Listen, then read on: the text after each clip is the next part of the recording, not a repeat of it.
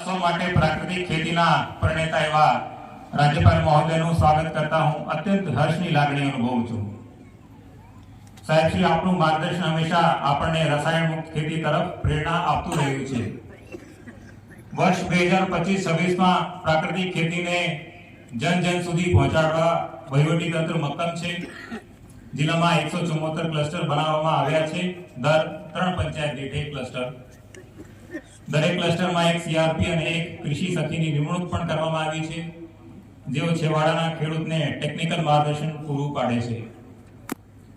જોયા વગર વિશ્વાસ ના આવે એ ઉક્તિને સાર્થક કરવા જિલ્લામાં છેલ્લા 3 વર્ષમાં 281 પંચસ્તરીય મોડેલ ફાર્મ કાર્યરત કરાયા છે।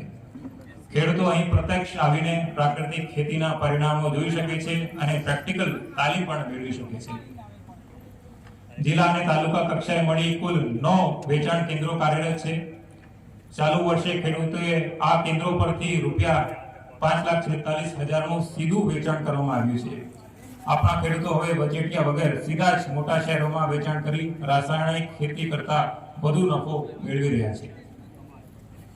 આપણા જિલ્લામાં ગયા વર્ષ સુધી 14,708 ખેડૂતો પ્રાકૃતિક ખેતીમાં જોડાયા હતા, પરંતુ ચાલુ વર્ષે ખરીફ ઋતુમાં કૃષિ સખી અને સ્ટાફની મહેનતથી 5,398 નવા ખેડૂતો ઉમેરાયા છે।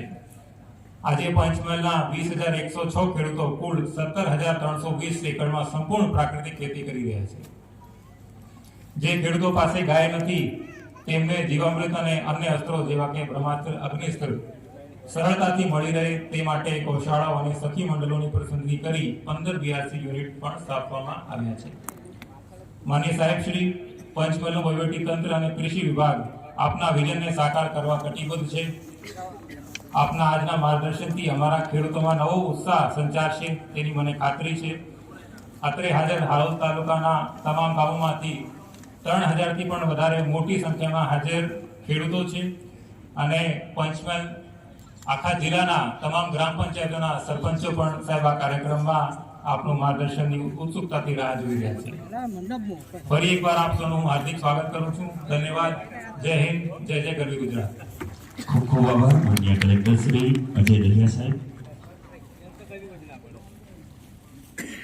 પંચમહાલ જિલ્લા વહીવટીતંત્ર અને Gujarat natural farming science university Halol આયોજિત પ્રાકૃતિક કૃષિ જન જાગૃતિ કાર્યક્રમ અને પરિસંવાદમાં આપણા સૌની વચ્ચે ગુજરાત રાજ્યના મહામહિમ રાજ્યપાલ શ્રી આચાર્ય દેવવ્રતજી સાહેબ આપણા સૌની વચ્ચે ઉપસ્થિત છે, ત્યારે હું વિનંતી કરું છું માનનીય જિલ્લા કલેક્ટર શ્રી અજય દહિયા સાહેબ આપ બુક અને